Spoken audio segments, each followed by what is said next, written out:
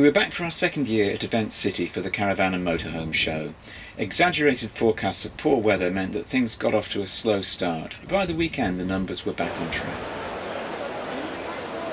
As usual, there was plenty to see. New floor plans from Swift, the Pegasus GT65 from Bailey, Hobby was at the show for the first time, and entrance into the market last year, Eternity Caravans were back, just to name a few.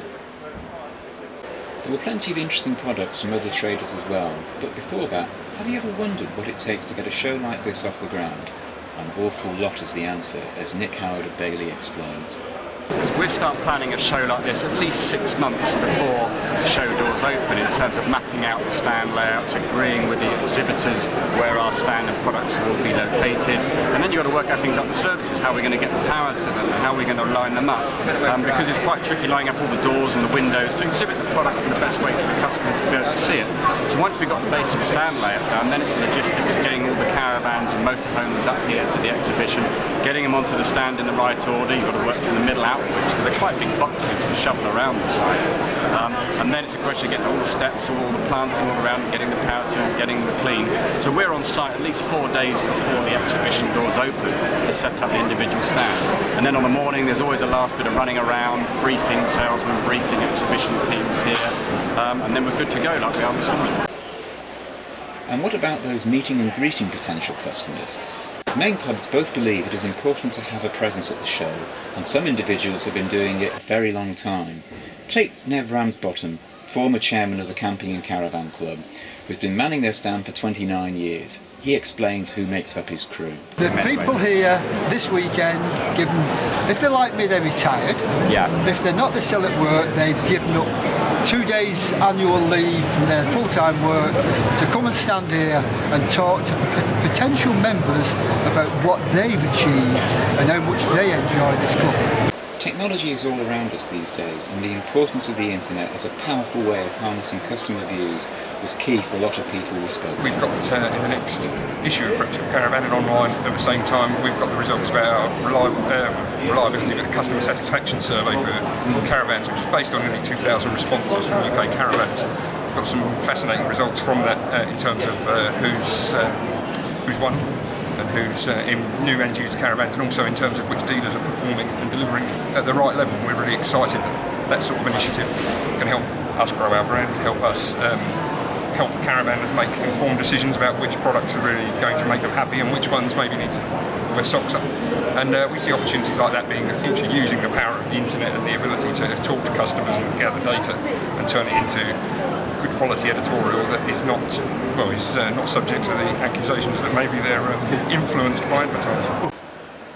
Another issue that continues to focus the minds of manufacturers and caravanners alike is that of van weights, as chairman of the Caravan Club, Grendel Chamberlain explained. I personally would still like to see the efforts continue to reducing the weights.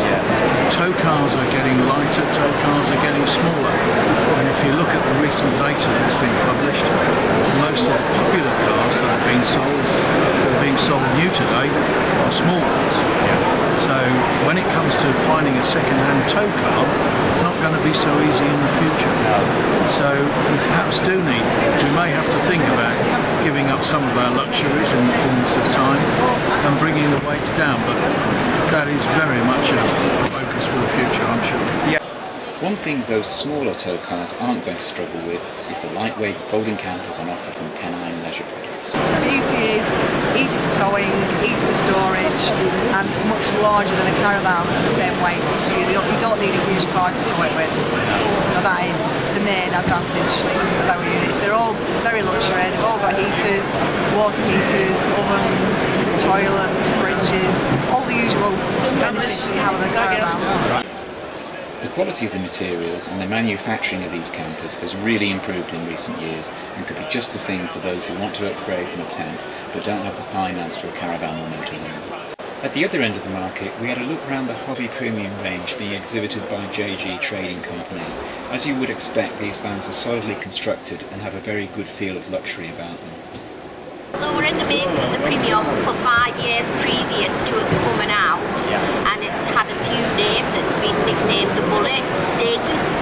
So it's like a train. You know, it just looks completely different to the standard caravan. Also creating a lot of interest were the vans from Eternity, now fully in production at their factory in Widnes. Their vans with the slide-out system to create more space are an interesting idea, and we were impressed with the quality and the look. Now, you might cynically think the Caravan manufacturer is all about lining the pockets of the directors, but for Phil Daniels, the managing director at Eternity Caravans, the motivation is rather different, as his commercial director Neil Bolton explains. A lot of people often wonder about Eternity, where did Eternity come from, and I think it's a nice story to add into what Eternity is. Eternity is one gentleman's dream of taking his wife caravanning because she didn't like caravans because of the confined space, and from purchasing a slide-out caravan in the States, born the company in England to produce them for the UK. And he wouldn't mind me saying, but the managing director Phil Daniels is a devoted Christian, and his dream is to open Christian coffee shops throughout the UK to help get children off the street and to give them a better start in life. And the success of our company as Eternity Caravans will be there to build his dream for him. And I think it's a really nice point to mention for people. It's a really good story. It is. Of course, the show isn't all about caravans and motorhomes. Entertainers and smaller traders were there to entice those who were less interested in homes on wheels. Here's a flavour of just some of them.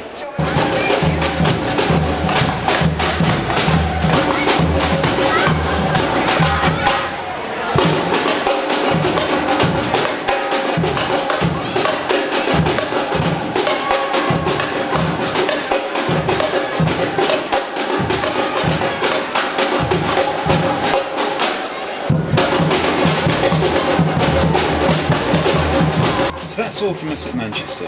Thanks to the exhibitors who took time out to talk to us. See you next year, and happy caravanning.